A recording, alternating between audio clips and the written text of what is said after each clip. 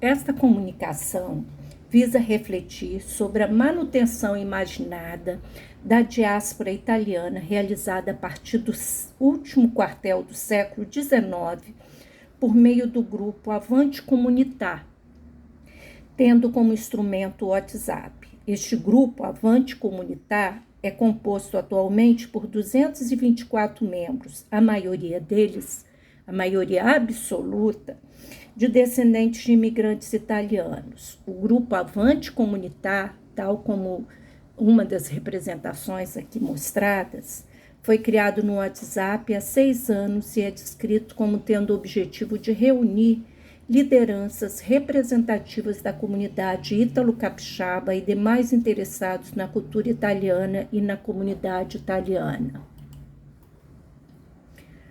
O objetivo desse trabalho é debater o sentimento de pertencimento identitário dos descendentes de imigrantes italianos que constituem o grupo Avante Comunitar, como a diáspora digital imaginada.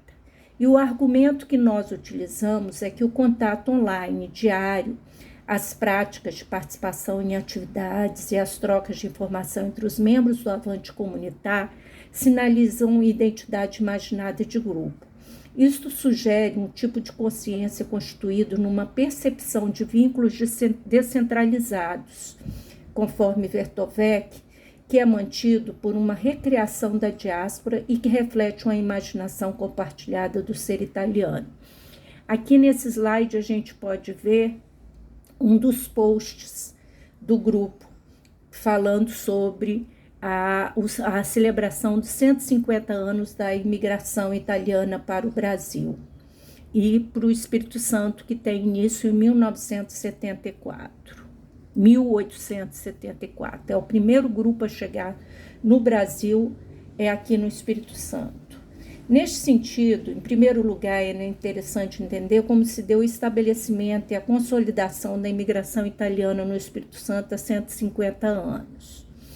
Até a primeira década do século XIX, a província do Espírito Santo era povoada de forma esparsa e localizada, não detendo uma economia forte e dinâmica. Somente após esse período, com a expansão da lavoura cafeeira, o Estado iniciaria seu processo de crescimento socioeconômico. Esse processo, que se daria de uma forma diferenciada nas regiões ao sul do Estado, na região central e no norte do Espírito Santo, ele se realizava se realizou por etapas. Primeiro no sul, por meio da expansão do cultivo do café, as chamadas plantations escravistas, e no noroeste, na região central e noroeste do estado, onde se origina e se desenvolve com o trabalho dos imigrantes europeus ali estabelecidos, a partir do último quartel do século XIX, em pequenas unidades de produção familiar. Em princípio, no Espírito Santo, o imigrante não teve como destino substituir escravo nas grandes fazendas do sul, e sim a sua localização em pequenas colônias. Assim, a colônia é uma expressão nativa também dos descendentes de imigrantes. As pequenas regiões locais onde eles se localizavam, eles também chamavam de colônia, além das colônias criadas pelo governo imperial, cujo objetivo era produzir e buscar autonomia financeira em pequenos lotes de terras. Somente mais tarde, com o fim da escravidão, os imigrantes seriam estabelecidos em número considerável nas fazendas. Como o Espírito Santo não possuía recursos para introduzir os imigrantes por sua conta, ele recebia apenas uma pequena parcela daquelas trazidas pelo governo imperial. A quantia de imigrantes estrangeiros que ingressou no estado foi pequena se comparada aos demais estados da Federação Brasileira, um total de 44.510 entre os anos de 1847 e 1900, sendo a maioria absoluta de italianos. Os primeiros imigrantes que vieram para o Espírito Santo eram de origem alemã, pomerana, polonesa e suíça. Posteriormente chegaram holandeses, libaneses, sírios, espanhóis, italianos, dentre outros. No estado já residiam portugueses, negros, africanos escravizados libertos e indígenas, além dos migrantes nacionais.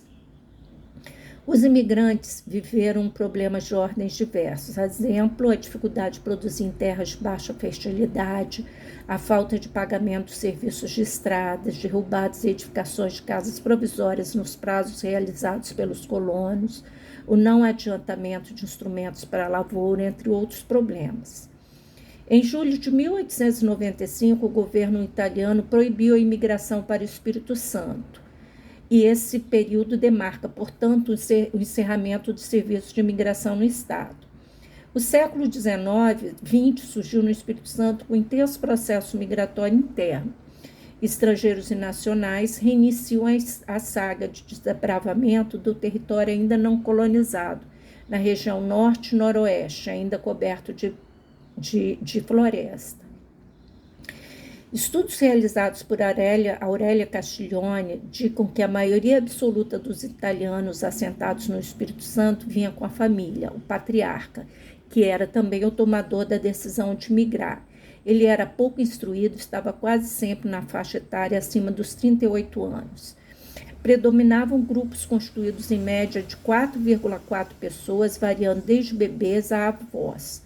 Junto com o núcleo tradicional, agregavam-se parentes, afilhados e amigos. A quantidade de imigrantes que chegavam sozinhos foi relativamente pequena, apenas 6,18% total, e grande parte deles após a imigração da família. Entre os imigrantes prevaleceram os agricultores, compondo 72,95% das profissões declaradas. Com relação à origem de partida, sobressaíram em quantidade aqueles oriundos principalmente das províncias de Verona, Treviso e Vicenza, da Lombardia, da Emília-Romanha, do Piemonte e de Trento. A crise do café na década de 1960, com o consequente programa de erradicação da lavoura realizada pelo governo federal, promoveu uma verdadeira reestruturação na economia do Espírito Santo, provocando novamente um movimento migratório intenso, invertendo totalmente a relação de residentes na região urbana e rural. Até 1960, aproximadamente 80% dos moradores do estado residiam na área rural. Dados do Instituto Brasileiro de Geografia e Estatística, IBGE, demonstram que na década de 70 permaneceram no campo apenas 20% da população. Dessa maneira, milhares de pequenos produtores que mantinham um sistema produtivo familiar buscaram na área urbana uma alternativa à sobrevivência financeira. São os descendentes desses imigrantes residentes no Espírito Santo, em outros estados e em países europeus, sobretudo, que constituem o grupo do WhatsApp Avante Comunitar. Nele há uma interação constante, com a média de 50% participação mais intensiva de alguns membros do que outros. Quando estamos falando de participação, estamos falando de postagens. Mas também com uma narrativa muito preponderante de uma italianidade imaginada, representada por muitos pelo sentimento de pertencimento identitário à Península Itálica de seus antepassados. O que nós definimos como diáspora digital? Como é aquela que se caracteriza pela memória coletiva, autoidentificação e associação à comunidade imaginada, conforme Johnson, que permanece presente em seus membros após mais de 5 gerações. E é isso também que a gente verifica no grupo comunitar. Avante Comunitar. Bom, como conclusão, a gente entende que há um sentimento de pertencimento identitário entre os descendentes que perpassa os membros do grupo. Muitos se sentem ou se referem aos descendentes como italianos, o que indica que o conceito de diáspora digital imaginada se encontra presente no grupo Avante Comunitar.